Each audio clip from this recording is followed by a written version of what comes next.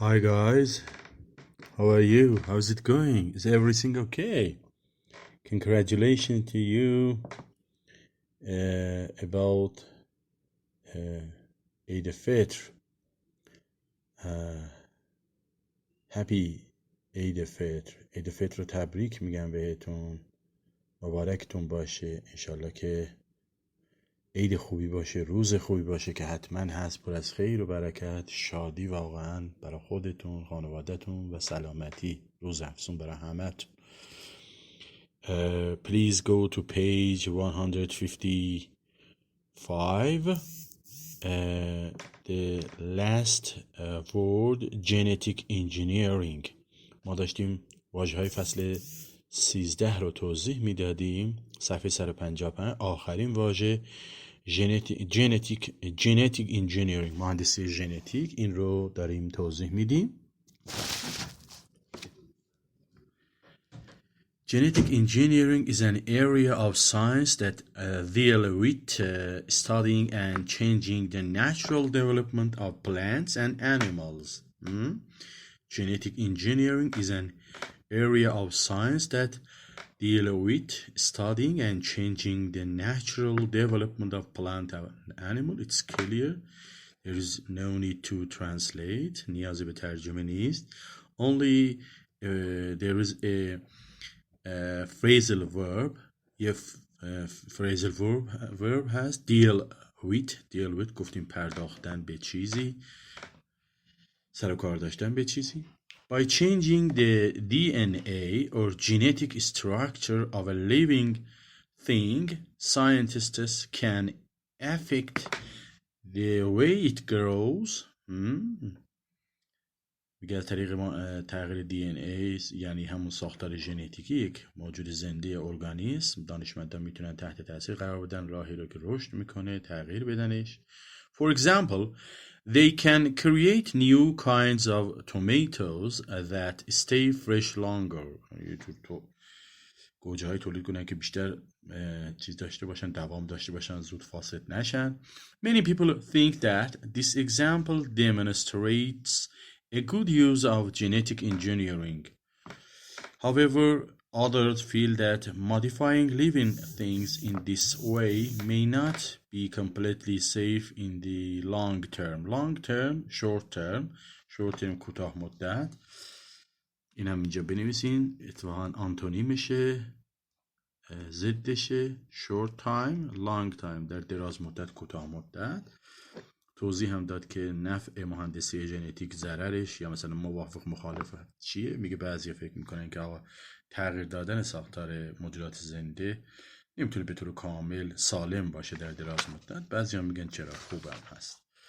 واژه بعدی این page 156 molecular biology، زیستشناسی مولکولی. Molecular biology is an area of science that focuses mainly on cells, the smallest independently working parts of living thing. یه شاخه از زیستشناسیه این زیستشناسی مولکولی که focuses یعنی concentrate هم یه سینونیم برای فوکس میتونیم بالاش بنویسین. concentrates تو امتحان امکان داره سوال بیاد، یعنی متمرکز میشه. mainly on cells، سلول ها، و the smallest independently working parts و بخشای کار کننده مستقل، کوچکترین بخشای مستقل اشیا رو کار میکنه. این شاخه از biology، زیستشناسی. molecular biologists are interested in learning about how cells work and interact with each other. interested این یعنی علاقه داشتن به چیزی. interact with یعنی تعامل داشتن، عکس العمل، عمل متقابل رو هم دیگه داشتن میشه interact. Molecular biology also has much in common with other areas of scientific studies such as chemistry and genetics. این یه ساختار زیرش خط بکشین از اینجایی که میگه که has much in common with. وقتی میخوایم بگیم یه چیزی نقطه اشتراک داره میگن in common with. حالا میگه has much in common with other، یعنی میگه نقاط مشترک زیادی داره با ساحت‌ها یا رشته‌های دیگه علمی از قبیل شیمی و ژنتیک.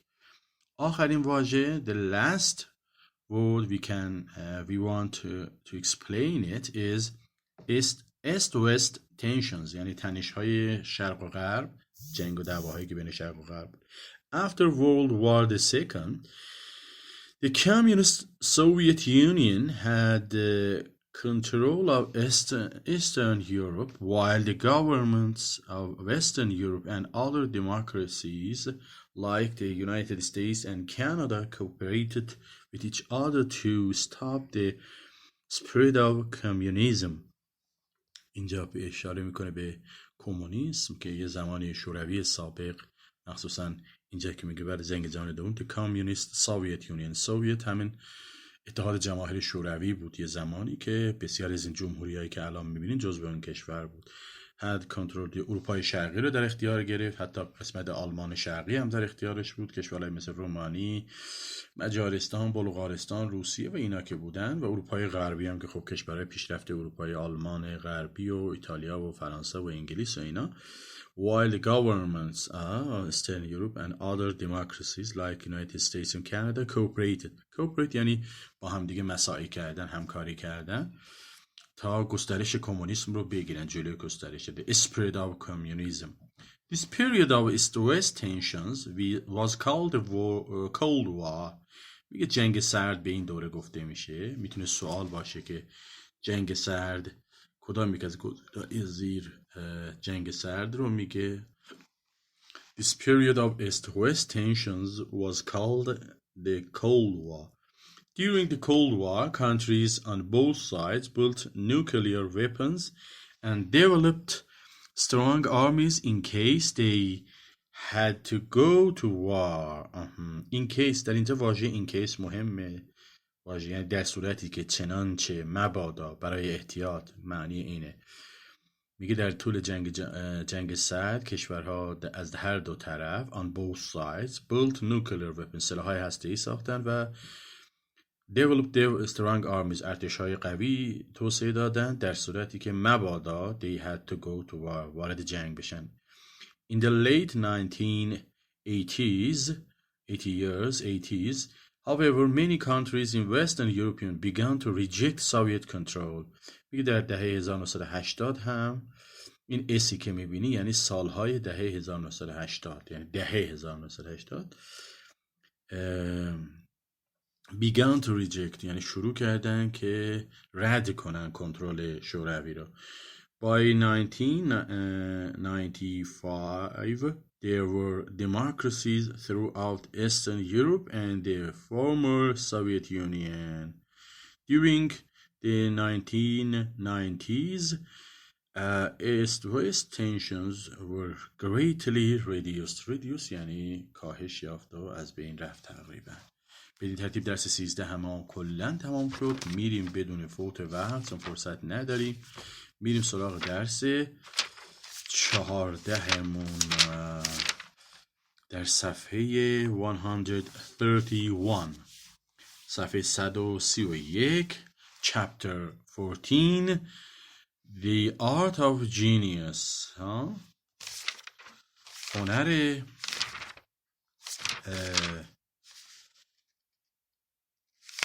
نبوغ. درس ما 14 هنر نبوغ. درس 14 رو که نخوندیم، درسته؟ ما درس 13 رو تمام کردیم دیگه. درس 13 رو تمام کردیم، درس 14 رو الان میخوای بذارین. آره ما درس 14 رو نخوندیم، درس 13 رو خوندیم، ولی یه لحظه شک کردم که صفحه اول درس 14 رو احتمالاً اشتباهی به جای درس 13 خونده باشیم، درسته؟ یه همچین چیزی بود. It's the mysterious, it is the source of true art and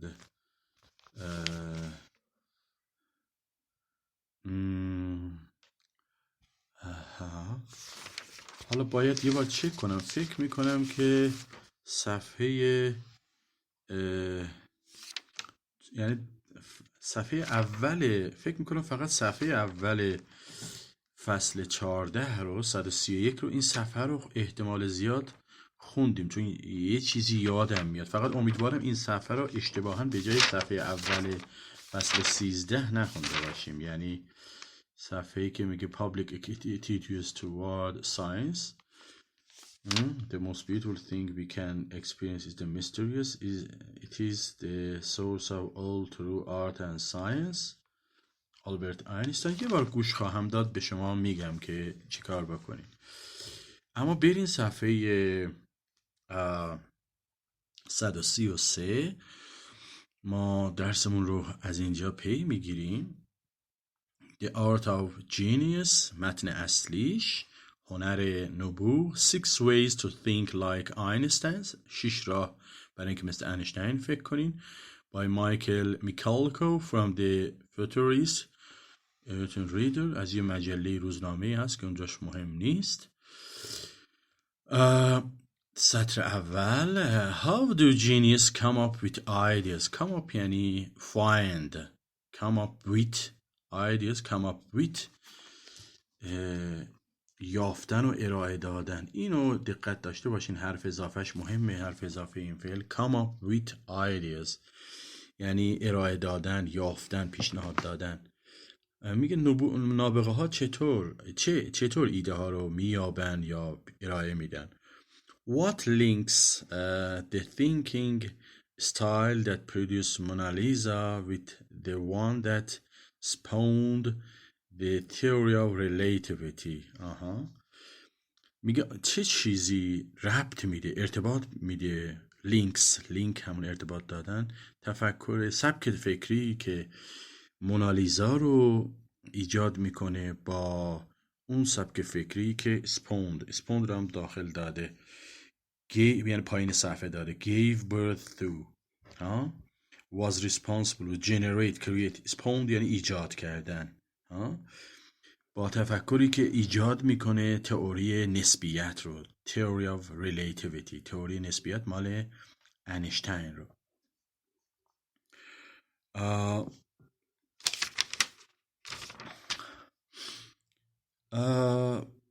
What can we learn from the thinking strategies of Galileo's, Edison's and Mozart's? See painting of history. میگه ما چی میتونیم از استراتژی‌های فکری امثال گالیله، ادیسون و موزارت یاد بگیریم؟ میدونی که برای مثلا موزارت که کنار بتهوون جزو 2 تا از بزرگترین موسیقیدانان جهانن. این جناب موزارت تو 6 سالگی مسلط بوده بر ویولون. در 9 سالگی مثلا اولین ارکسترشو داده. در 10 سالگی اولین سمفونیش رو نوشته. واقعا عجیب غریبه. موزارت بزرگترین موسیقیدان جهان. اگه بدونین که چند سال، فکر میکنم در سن 34 سالگی یا 36 سالگی مرده اصلا و بزرگترین موسیقیدان جهان است با بهترین آثار موسیقایی که بسیارش رو هم شما شنیدین و تو فیلم ها اینا هم هست.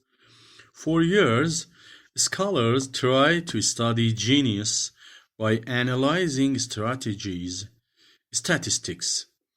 میگه محققان scholars تلاش کردن که از طریق تحلیل آماری by analyzing statistics یعنی آماری مطالعه کنند. In 1904 در 1904 Havelock Ellis noted that most genius were fathered by men older than 30, had mothers younger than 25 and usually were sickly children. یه تحقیقیه دیگه، جالبه که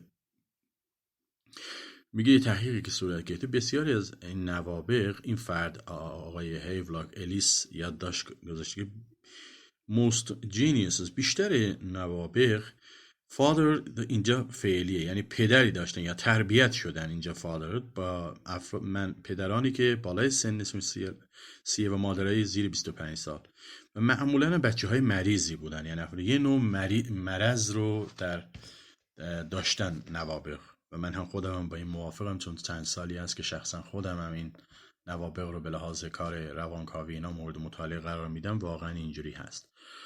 Other researchers reported that many were celibate Descartes, fatherless Dickens or motherless Darwin. و میگه بسیاری از اینا celibate، ببینید celibate رو پازین توضیح، not active sexually، میگه از لحاظ جنسی کششی خیلی به این ور اون ور نداشتن و اکثرشون هم ازدواج نکردن. البته با این مخالفم که به لحاظ جنسی کششی نداشتن، نه این گونه نبوده، کشش داشتن، بسیار هم کشش داشتن، روابط عاشقانه هم داشتن این نوابغ، ولی ازدواج نکردن. سلی بود عزب مجرد، یا پدر نداشتن مثل دیکنز، چارلز دیکنز، یا مادر نداشتن مثل داروین. In the end the data illuminate nothing. اما در نهایت این اطلاعات روشن ساختن، هیچ چیزی رو روشن نمی کنن، روشن نکردن. Academics also try to measure the links between intelligence and genius. Academics میگه دانشگاه‌ها، مکان‌های دانشگاهی try to measure، اندازه بگیرن ارتباط بین هوش و نبوغ را.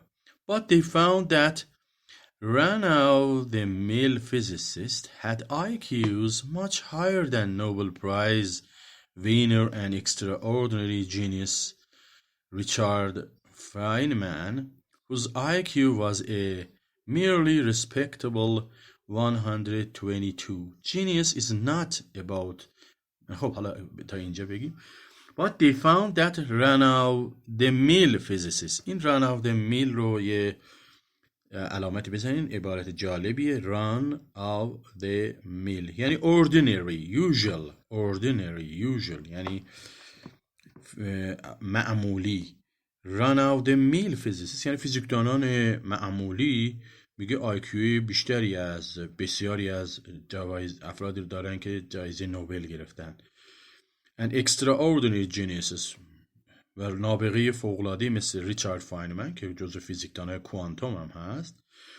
whose IQ was a merely respectable 122. میگه یعنی respectable یعنی راضی کننده، میگه یه هوشی داشته، IQ صرفا راضی کننده در حدود 122 داشته، در حالی که بزرگترین نوابغ فیزیک هست این ریچارد فینمن یا فاینمن، فکر میکنم فینمن باشه.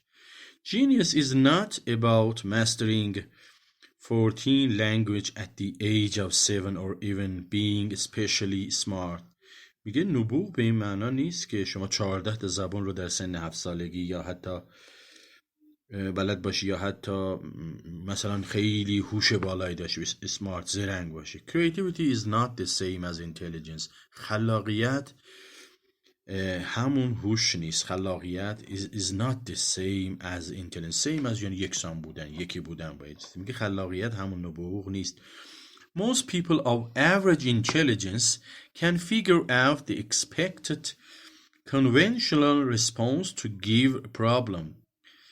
Most people of average intelligence، بسیار از افرادی که یک هوش معمولی دارن میتونن figure out یعنی realize، تشخیص بدن the expected conventional response، جواب قراردادی مورد انتظار رو به یک مسئله خاص. given problem یعنی مسئله معین خاص، conventional قراردادی، expected مورد انتظار.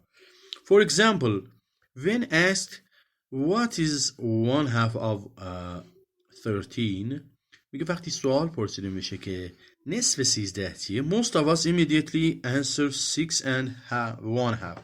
بیشتر ما بلا فاصله میگیم که 6.5.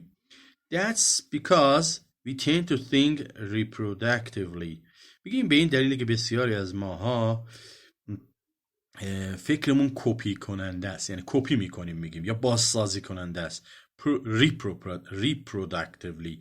productively سازنده، reproductively بازسازی کننده فکر دیگران یا کپی دیگران.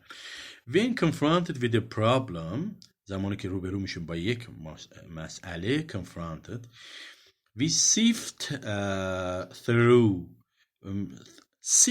through یعنی بررسی کردن، به معنای الک کردن هم هست. وقتی الک هم میکنیم یعنی داریم بررسی میکنیم که مثلا اون چیزایی که نمیخوایم از الک رد شن، اونایی که میخوایم تو الک بمونن. بررسی کردن، معاینه کردن.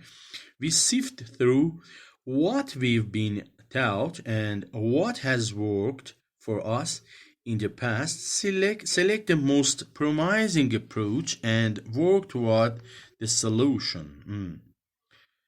Geniuses on the other hand، میگه نوابغ از طرف دیگر think productively. نوابغ به عبارت دیگر نوابغ on the other hand یعنی به عبارت دیگر نوابغ سازنده فکر میکنن، productively فکر میکنن، نه reproductively. They ask how many different ways can I look at this problem. میگه چطور میتونم به طور متفاوت، به نحوهای متفاوتی به این مسئله من نگاه کنم. And how many ways can I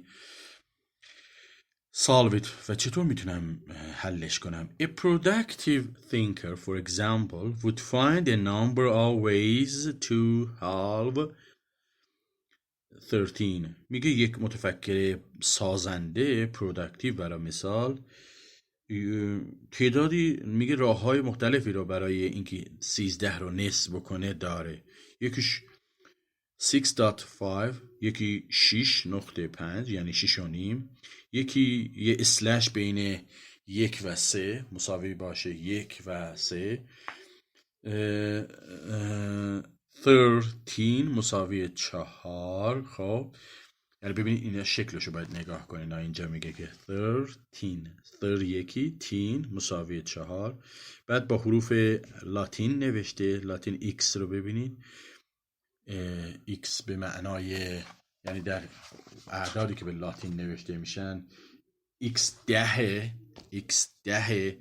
وقتی یه دونه آی این طرفش قرار بگیره میشه 11 با اسلش 2 تا آی کنار هم میشه 2 مساوی 11 و 2 میشه 13. یعنی راه های مختلفی رو به ذهنشون میرسه که بخوان 13 رو تقسیم بکنن.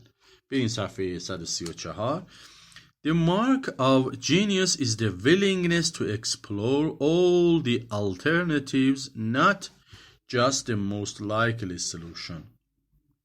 میگه که نشانه نبوغ یک اشتیاق، willingness، یک اشتیاق، خواستن زیاد to explore all the alternatives، برای جستجو و بررسی همه شقه ها، جایگزین ها هست. میگه همه شقوق رو مورد بحث قرار میدن. alternative یعنی جایگزین، همه انتخاب ها رو بررسی میکنن. not just the most likely solution، نه فقط اون راه حل رو که احتمال بیشتری داره رو، فقط اونو مورد بررسی قرار نمیدن. میگه نشان یک نابغه میلش به اینه که همه شقوق رو، همه امکانها رو، همه احتمالات رو بررسی کنه، نه فقط اون راه حلی که احتمال بیشتری داره. reproductive thinking fosters rigidity.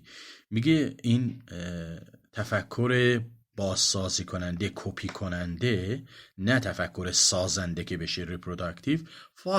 foster یعنی feed با دابل ای. feed یعنی تغذیه کننده. rigidity یعنی not flexible. پایین صفحه هم توضیح داره. fosters rigidity leads to uncreative thinking. میگه به یک تفکر غیر خلاق منجر میشه. خب این رو میگه fosters rigidity، پس یعنی تغذیه میکنه انجماد رو، صلب شدن، سخت شدن رو توی یه چیزی. not flexible انعطاف پذیری رو تغذیه نمیکنه. This is why we often fail when we are confronted with a new problem that appears on the surface to be similar to others we've solved, but is in fact significantly different. میگه به همین دلیله که ما رد میکنیم، مردود میشیم، طرد میکنیم زمانی که ما با یک مشکل جدید روبرو میشیم که appears on the surface، که در ظاهر به نظر میرسه که شبیه به مشکلاتیه که قبلا حل کردیم، اما در حقیقت significantly different، به طور معناداری متفاوته. Interpreting a problem through your past experience will inevitably lead you astray. میگه interpreting a problem through your past experience، میگه تفسیر یک مشکل از طریق تجربه قبلی، خب تفسیر یک مشکل یا مسئله به واسطه تجربه قبلی به طور غیر قابل اجتناب ناپذیری شما رو گمراه میکنه. lead you astray یعنی شما رو به گمراهی میرسونه، به انحراف میبره، نمیذاره که مسئله رو درست ببینی. یعنی گویا مسئله رو باید به عنوان هر مسئله رو به عنوان یک مسئله تازه و بکر و جدید ببینین و نخواهیم با تجربه قبلیتون اونو حلش کنین. If you think the way you always thought, you'll get what you always gotten. میگه اگر فکر میکنین به راهی که همیشه فکر کرده این، you'll get what you always gotten. شما به چیزی خواهید رسید که همیشه رسیده اید و بنابراین به چیز جدیدی نخواهید رسید. For centuries, the Swiss dominated the watch industry. برای قرنهایی، میگه در طول قرنها سوئیس به صنعت ساعت تسلط داشت. Dominated. But in 1968, when a US inventor unveiled a battery-powered watch at the World Watch Congress, every Swiss watch manufacturer rejected it because it didn't fit their limited paradigm. میگه اما در سال 1968 زمانی که یک مخترع آمریکایی ویل یعنی پوشیدن، ویل یعنی پوشش رو برداشتن، کشف کردن.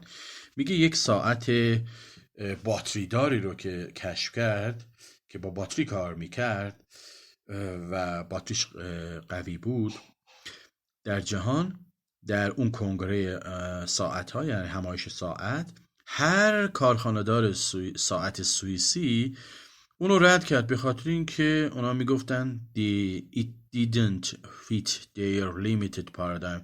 میگفتن این با پارادایم محدود اونها جور در نمیاد. fit یعنی جور در اومدن. didn't fit their limited paradigms با اون ساختار ذهنی و روانی یا پارادایم اونا جور در نمیومد. Meanwhile, Seiko, a Japanese electronics company, took one look at the invention and proceeded to change the future of the world watch market. میگه در همین حین سیکو که یک کارخانه الکترونیک ژاپنی بود، یک شرکت الکترونیکی ژاپنی بود، took one look به این در این اختراع یه نگاهی کرد، یه نگاهی به این اختراع انداخت و proceeded to change و سبقت گرفت برای اینکه تغییر بده آینده بازار ساعت جهان رو. By studying the notebooks, correspondence and conversations of some of the world's great thinkers in science, art and industry, scholars have identified the following thinking strategies that enable geniuses to generate original ideas. میگه با مطالعه دفترچه‌های یادداشت، مکالمات، محاورات برخی از متفکران بزرگ جهان در علم، هنر و صنعت، محققان تشخیص دادند، به این شناسایی رسیدن identified, realized, figured out the following thinking strategies که استراتژی های فکری زیر یه قدرتی به نوابغ میدن که ایده های اصیل و خاص و بکری رو تولید بکنن. 6 تا ایده است که انشاءالله جلسه بعد این 6 تا ایده رو به شما خواهم گفت. جمیعا خسته نباشین. خدا نگهدارتون.